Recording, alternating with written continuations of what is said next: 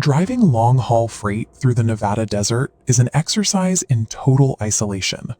On this stretch of the 95, you can drive for 40 minutes at a time without seeing another pair of headlights.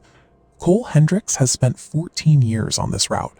For a trucker, survival out here depends on a rigid adherence to known variables, knowing exactly where the cell signal dies and which shoulders are safe to pull over on. This map shows the established limits of Cole's reality. On this specific stretch of Highway 95, the state-sanctioned mile markers reach a documented terminal point, marker 204. At 1 a.m. on a Tuesday in October, that reality broke. Cole's GPS glitched, freezing his location on a stretch of road that, according to the map, didn't exist. He was driving through an unmapped void. In a system built on predictable metrics, the failure of basic spatial data is the first sign that the rules of the environment have changed. Then, a green mile marker appeared in his headlights. It bore the number 217, 13 miles past the point where the highway is supposed to end. Faced with a geographic impossibility, Cole pulled his rig onto the shoulder. He stepped out of the cab to confirm what he was seeing. Beneath the reflective numbers, a second set of figures had been scratched into the metal. They read, 41 have stopped here, 40 did not leave. The sign isn't just a landmark, it's a ledger. It indicates that the anomaly is actively tracking its interactions with the people who find it. Outside the truck, the desert was unnaturally silent. There was no wind and no sound of insects, the kind of quiet that feels like it's being held in place. Cole touched the sign and found the metal was warm.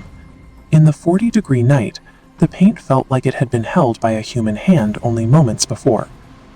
Behind him, his truck's headlights began to pulse in a rhythmic sequence, 3 short flashes followed by 1 long. It was a pattern that repeated like a mechanical heartbeat.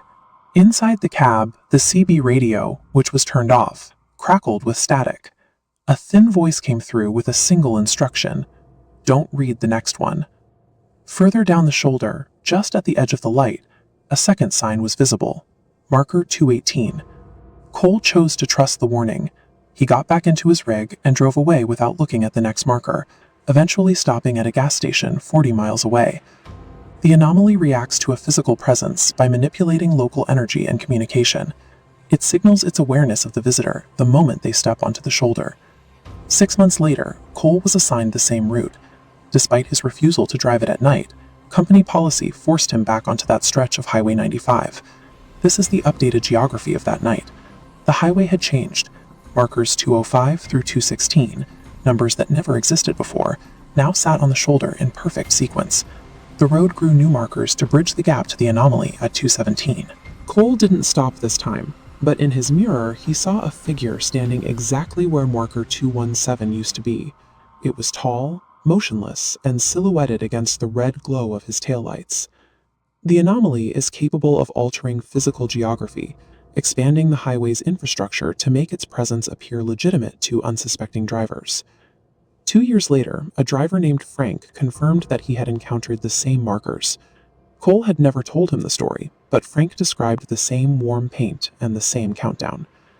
This graph tracks the numbers Frank saw on the sign compared to Cole's first encounter. The tally had risen to 52.